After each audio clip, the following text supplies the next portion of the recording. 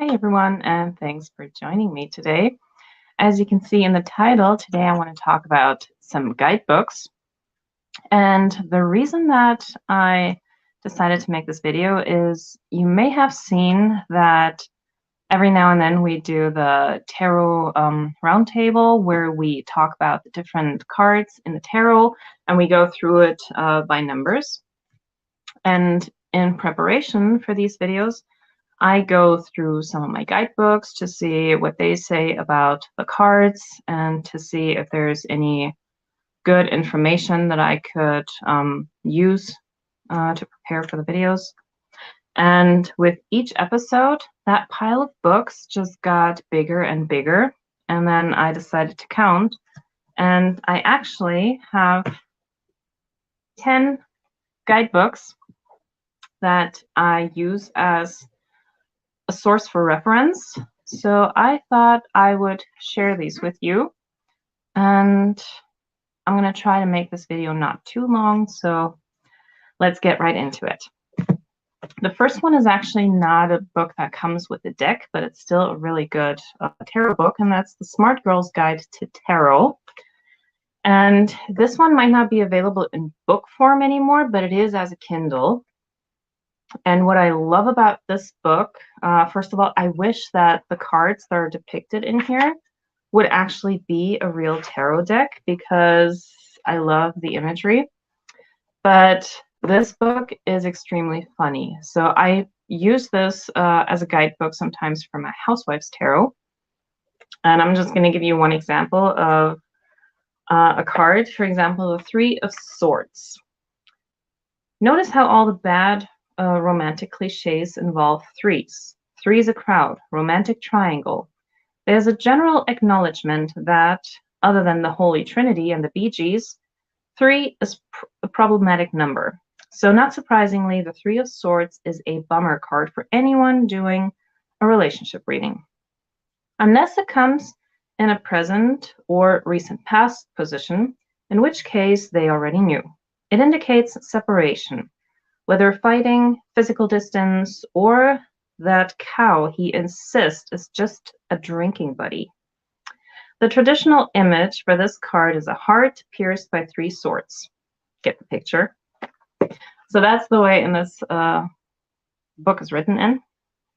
And yeah, it's really funny. So even the cards, something like Three of Swords, get a nice little cheeky perspective that you can't help but smile about. Okay, another book. Now, the next ones are all guidebooks that come with tarot decks. And this one is a quite small one. It's from The Influence of the Angels Tarot, but it's a nice chunky book. And what I like about this one is for the majors, the angels on the cards are also named and given a brief description. And then what this guidebook does, it talks about symbols. So everything that you can see in the cards, whether there's a book on the table or a cup standing there, or there's an angel in the clouds, or it even talks about the colors of the clothes, or in the court cards, if it's a real person, it actually gives a quick biography of the person who is in the card. So a quick historic reference, and then yeah, after it talks about the symbols, goes of course into the meanings of the cards, also the shadow meanings, and for each one it also gives an angelic message.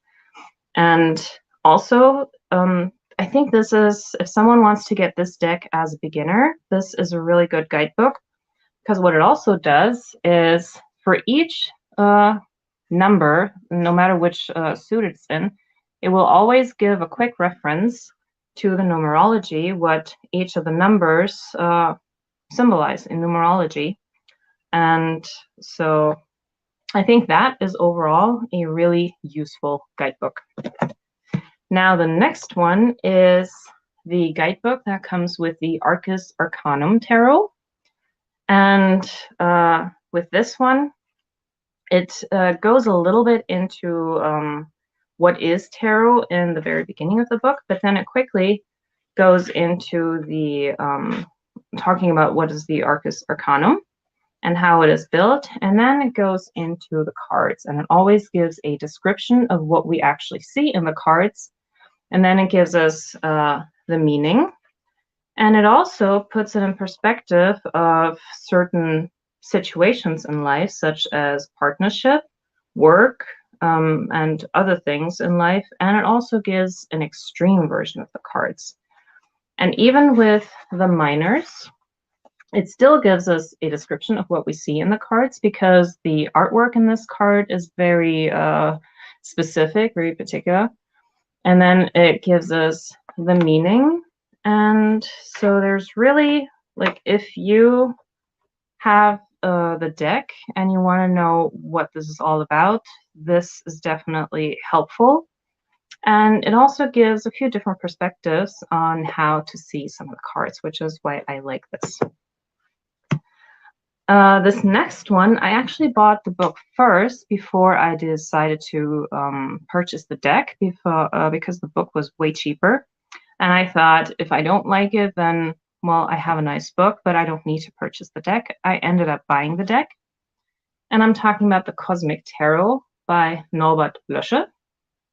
And this book is also really thorough. It gives a lot of descriptions about the cards, and yeah, there is a lot of information on each card. Even for the minors, it still gives plenty to work with.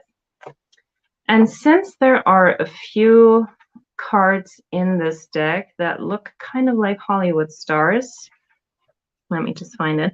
And people have been wondering who they are. In this book, you can actually find a page where it gives you the names of the Hollywood stars. So I have to say, the Prince of Wands in that deck is supposed to be Tom Cruise. I'm sorry, but I don't see it.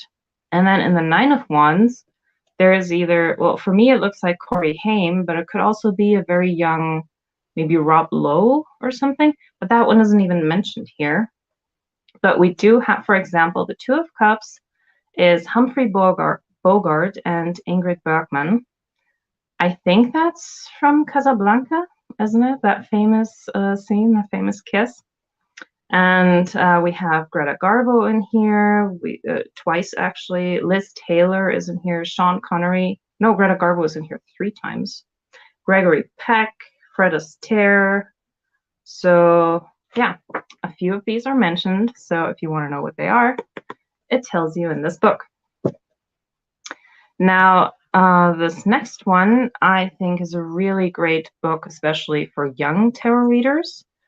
The Mystical Manga guidebook, not just because the imagery is a very good fit for, let's say, teenagers, but the way in which this book is written is very easy, understandable English, and that takes away this whole mysticism, woo-woo kind of thing. So it brings it down to earth and explains it in basic terms. Also, what I like about this deck, of course, it gives like how to do readings with samples and everything. And then what do I have? So in the Major Arcana, it gives you, let's see. So here we have a full-size picture and then always a full page worth of information. For the minors, it's not as much, but still enough to work with. And so in the majors, it gives you a description about the cards and then the divinatory meaning. And in the minors, it just goes into the divinatory meaning. But something that I also really like, especially for beginners, it has an appendix in the back. And what's really cool is, since a lot of us reference the Fool's Journey, it actually has the Fool's Journey in here, and it goes through all of the major cards again and puts that into the Fool's Journey so that even the beginner can right away understand what it is that we're talking about. And that's why I think this book is really great. Now, one that I also like is the Ananda Tarot guidebook. This one's also quite chunky. And with this one, it always gives, for example, one full page of the card. Then it explains the picture, so there's a little bit of an explanation of the picture, and then it goes straight into the meaning. And it has 3 pages for each card, and it also has astrological associations, which are different from the Golden Dawn. So this is a very different astrological system behind here. And then it gives keywords and also traditional meanings. And it even does that for the minors. So it doesn't get any less text in the minors, so it's exactly the same. And in that sense, every card in this book is equally written about. And what I like about this particular guidebook is that it puts a hopeful, not too positive, but a hopeful spin on the cards, where you can even take something like the Tower card, for example, and it will show you the light at the end of the tunnel and not go too much into the, oh my God, now everything is fucked.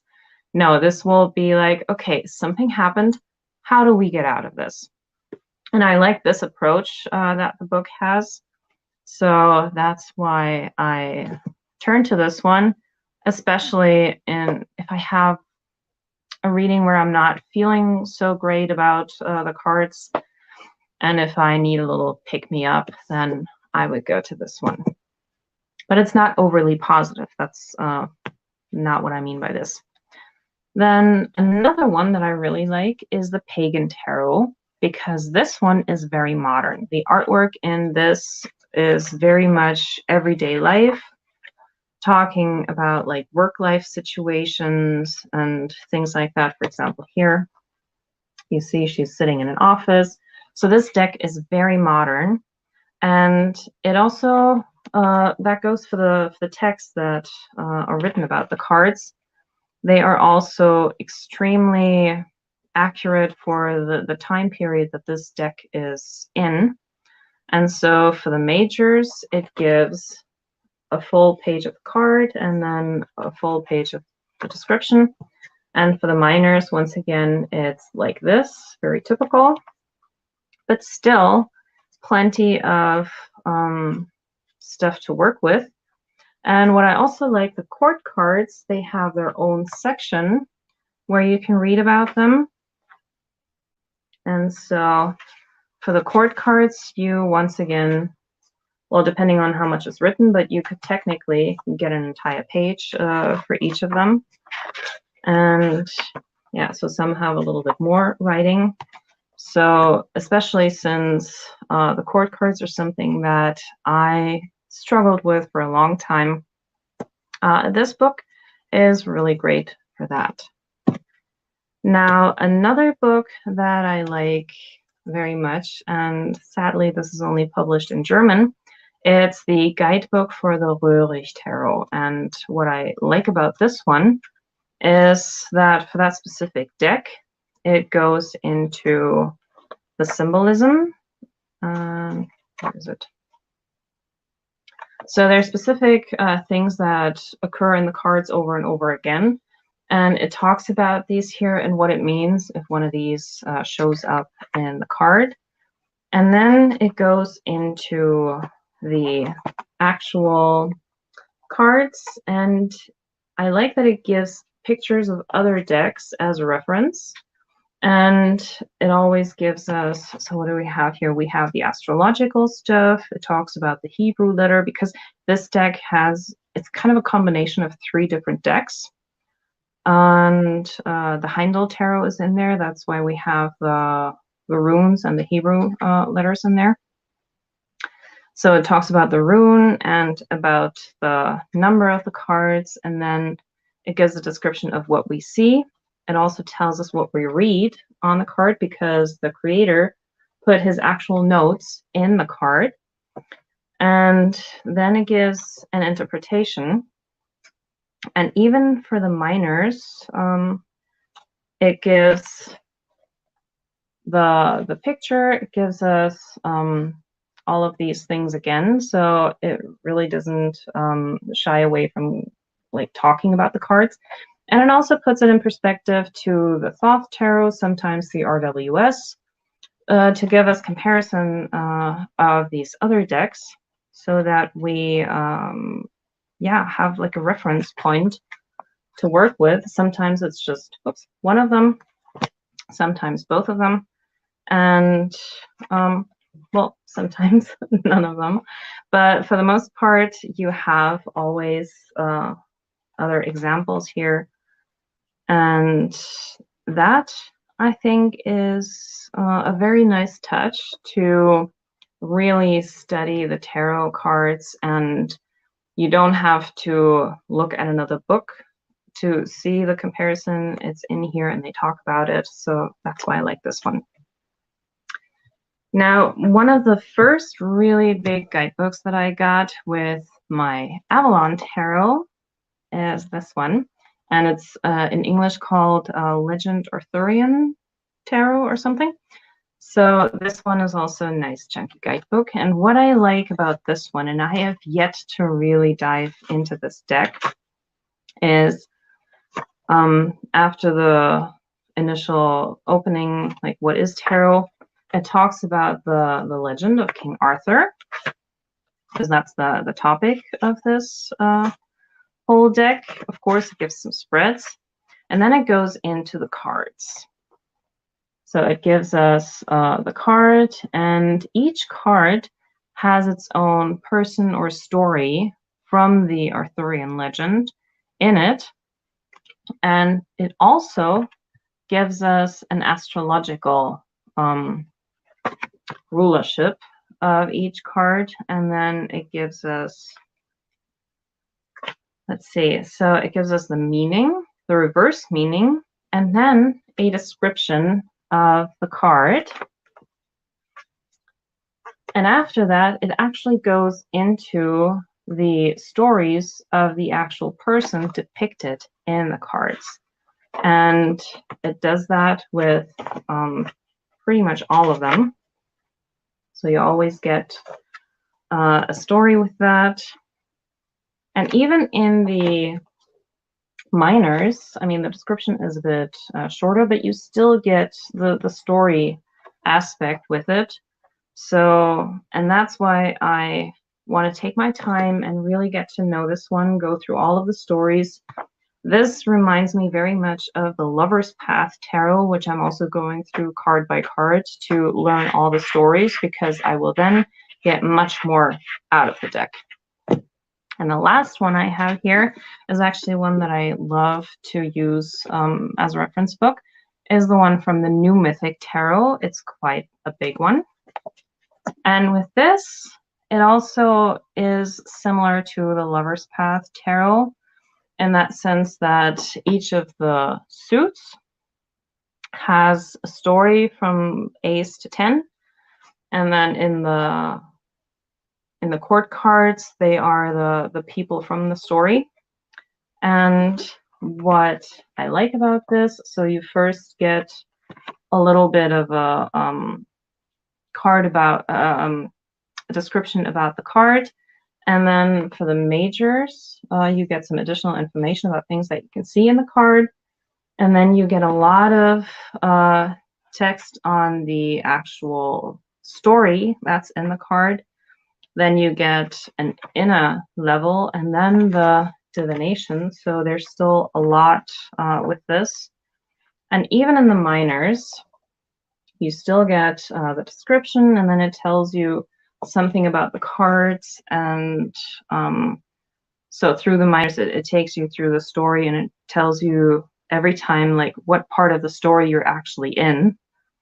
And I really appreciate that, because that way you can also learn about these myths and these mythic figures. For example, like Jason and the Golden Fleece, or we have Amor and Psyche in here. So yeah, there's a lot to learn, not just about tarot, but also about these mythological figures. So these are my 10 books that I use as reference book, my guidebooks. And yeah, they offer me a lot to work with. And yeah, I also have a stack of books next to me for Oracle books, and surprisingly, it's also 10 of them, but that will be another video. So if you've made it this far, thank you for joining me, and I'll see you in the next video. Bye.